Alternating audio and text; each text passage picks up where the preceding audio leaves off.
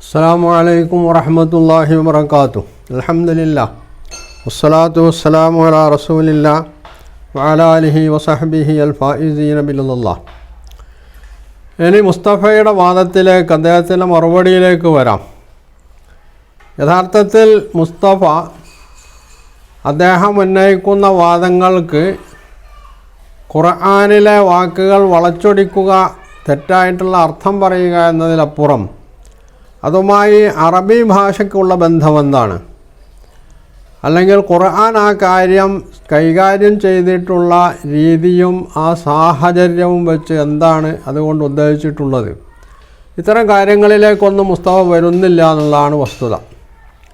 എന്ന് മാത്രമല്ല, അദ്ദേഹത്തിന് രക്ഷപ്പെടാൻ വേണ്ടി അദ്ദേഹം പറ്റുന്ന രണ്ടടവുണ്ട്. ഒന്ന്, മുആവിയെ തെറി പറയുക. മുആവിയെ തെറി പറഞ്ഞാൽ എല്ലാം കഴിഞ്ഞു എന്നാണ് അദ്ദേഹം മനസ്സിലാക്കിയിട്ടുള്ളത്.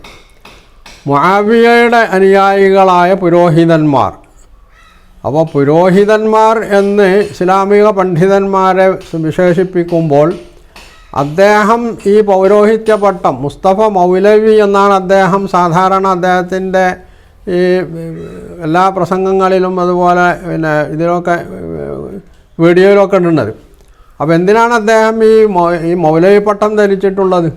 അപ്പോൾ താനും ഒരു പുരോഹിതനാണ്, തനിക്കും ചിലത് പറയാനുണ്ട്, തൻ്റെ പൗരോഹിത്യം മറ്റു പൗരോഹിത്യത്തിൽ നിന്ന് വ്യത്യസ്തമാണ് എന്ന് പറയാനായിരിക്കുമല്ലോ അദ്ദേഹം ഈ പൗരോഹിത്യത്തിൻ്റെ വാല് അംഗീകരിച്ചിട്ടുള്ളത്, മുസ്തഫ മൗലവി എന്ന വാല്. അപ്പോൾ അദ്ദേഹത്തിന് ആത്മാർത്ഥത ഉണ്ടെങ്കിൽ അദ്ദേഹം ചെയ്യേണ്ടത് ഒന്നാമതായിട്ട് മൗലവി എന്നുള്ള പദം ഉപേക്ഷിക്കുകയാണ്. രണ്ടാമത് അദ്ദേഹം പറയുന്ന തൻ്റെ വാദഗളികൾക്ക് അത് ഖുർആനിന് ശരിയായിട്ട് അർത്ഥം പറയുകയും അറബി ഭാഷയിൽ അതിനെന്തൊക്കെ അർത്ഥമുണ്ട്, ഏതൊക്കെ സാഹചര്യത്തിലാണ് ഖുർആൻ അത്തരം പദങ്ങൾ പ്രയോഗിച്ചിട്ടുള്ളത് എന്നൊക്കെ അദ്ദേഹം വ്യക്തമാക്കിയിട്ടാണെങ്കിൽ അദ്ദേഹം പറയുന്നതിൽ വല്ല ആത്മാർത്ഥതയുമുണ്ട് എന്ന് നമ്മൾക്ക് മനസ്സിലാക്കാൻ കഴിയുമായിരുന്നു. പക്ഷേ അദ്ദേഹം അങ്ങനെ ഒരു സംഗതി പറയില്ല എന്ന് മാത്രമല്ല, അദ്ദേഹത്തിൻ്റെ മനസ്സിൽ അപ്പോൾ ഉദിക്കുന്ന ചില സംഗതികൾ അദ്ദേഹം പറഞ്ഞു പോകുന്നു. അതിന് ഖുർആൻ ഉദ്ധരിക്കുന്നു, എന്നിട്ട് ഖുർആൻ കൊണ്ട് ഞാൻ തെളിയിച്ചിരിക്കുന്നു എന്ന് വരുത്തി തീർക്കുകയാണ് അദ്ദേഹം ചെയ്തത്. ഇവിടെ ആശ്ചര്യകരമായിട്ടുള്ളൊരു സംഗതിയുണ്ട്.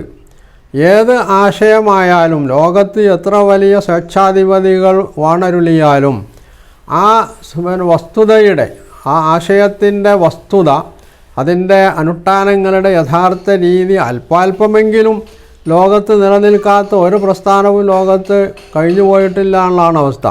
അപ്പോൾ മുആവിയ മുസ്തഫ പറയുന്നത് പോലെ എല്ലാം അട്ടിമറിച്ചു എന്ന് തന്നെ സങ്കല്പിക്കാം. എന്നാൽ തന്നെയും മുസ്ലിങ്ങളിലെ ആബാലവൃദ്ധം ആണും പെണ്ണുമൊക്കെ എല്ലാ കാലത്തും മുആവിയ പറയുന്ന സംഗതികൾ അതേപടി ചാണിന് ചാണായും മുഴത്തിന് മുഴമായും അംഗീകരിച്ചു എന്നാണോ ഇയാൾ പറയുന്നത്? അതോ മുസ്ലിം സമൂഹത്തിൽ ഇങ്ങനെയുള്ളൊരു മനുഷ്യരില്ലാതെ പോയി എന്നാണോ ഇയാൾ പറയുന്നത്? അത് വിശ്വസിക്കാൻ പ്രയാസമുള്ളൊരു സംഗതിയാണ് എന്ന് ഏറ്റവും ചുരുങ്ങിയത് മുസ്തഫയെങ്കിലും മനസ്സിലാക്കേണ്ടതുണ്ട്. മാത്രവുമല്ല, അലി റളിയല്ലാഹു അൻഹുവും മുആവിയയും തമ്മിലുള്ള ഈ രാഷ്ട്രീയ വടംവലിയെ തുടർന്നാണ് മുസ്ലിം സമൂഹത്തിൽ ഈ പിളർപ്പുണ്ടാകുന്നത്. എന്നാൽ അലി റളിയല്ലാഹു അൻഹു വധിക്കപ്പെട്ടതിന് ശേഷം മുആവിയയ്ക്ക് ശേഷവും സഹാബിമാർ, അലി റളിയല്ലാഹു അൻഹുവിൻ്റെ പക്ഷത്തുള്ള സഹാബിമാർ ജീവിച്ചിരുന്നിട്ടുണ്ട്. പക്ഷേ ഈ സഹാബിമാർ പോലും പിൽക്കാലത്ത് എല്ലാവരും മുആവിയയുടെ പക്ഷത്ത് ചേർന്നു എന്നാണ് ഇയാൾ പറയുന്നത്. അതോ ആരെങ്കിലും എപ്പോഴെങ്കിലുമൊക്കെ ഈ ഭരണാധികാരികളെ എതിർത്തതിന് ചരിത്രത്തിൽ നിന്ന് വല്ലതും ഉദ്ധരിച്ചാൽ ഇയാൾ അംഗീകരിക്കുമോ ഇല്ലേ എന്ന് വ്യക്തമായി പറയേണ്ടത് ഇയാൾ തന്നെയാണ്. അപ്പോൾ സംഗതി വസ്തുനിഷ്ഠമായി പറയുക, സത്യസന്ധമായി പറയാന്നുള്ളതല്ല, തനിക്ക് തോന്നിയത് വിളിച്ചു പറയുക എന്നതാണ് ഇദ്ദേഹം ചെയ്തുകൊണ്ടിരിക്കുന്നത് എന്ന് ഇതിൽ നിന്ന് വളരെ വ്യക്തമായിട്ട് മനസ്സിലാക്കാൻ കഴിയും. ഇനി അദ്ദേഹം പറയുന്ന ചില സംഗതികൾ നമ്മൾക്കെടുക്കാം. നുസുക്ക് എന്നതിന് അനുഷ്ഠാനങ്ങൾ എന്നേ അർത്ഥമുള്ളൂ, അതിന് ബലി എന്ന് അർത്ഥമില്ല എന്നാണ് അദ്ദേഹത്തിൻ്റെ വാദം.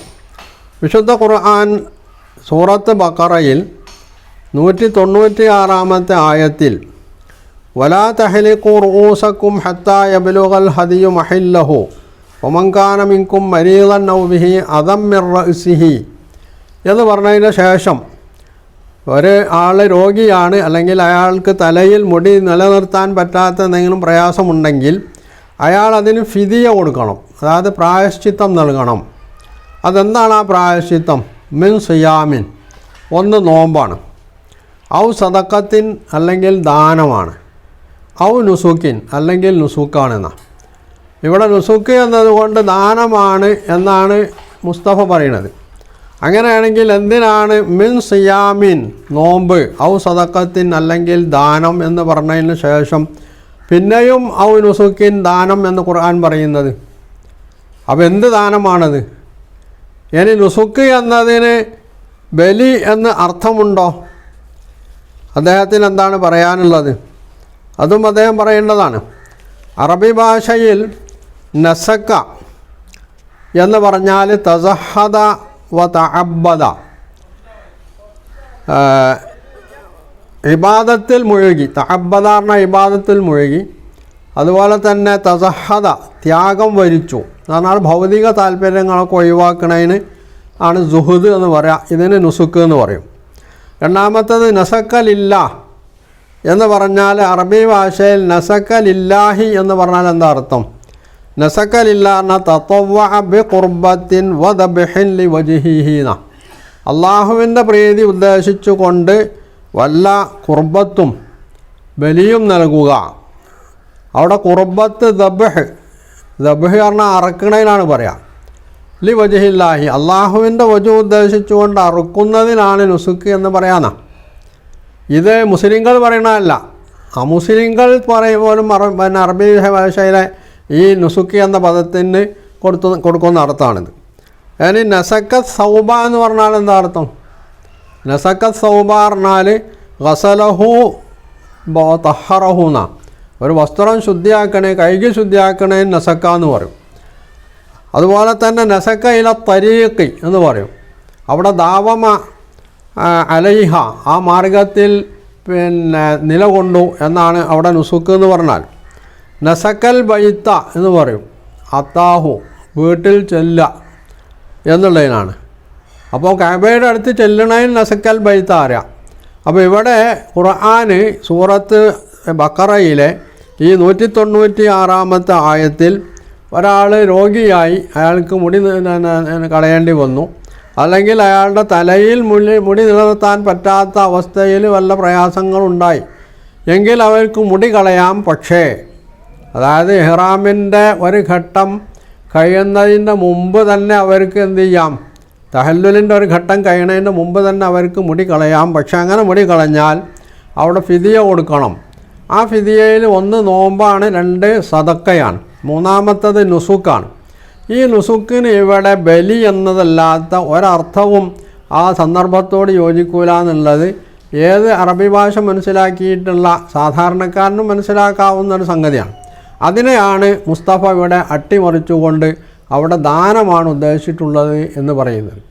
അപ്പോൾ അദ്ദേഹം വിളിച്ചു വരുത്തിയ ആ പെൺകുട്ടിക്ക് ഇതിൻ്റെ വസ്തുതകൾ അറിയില്ല.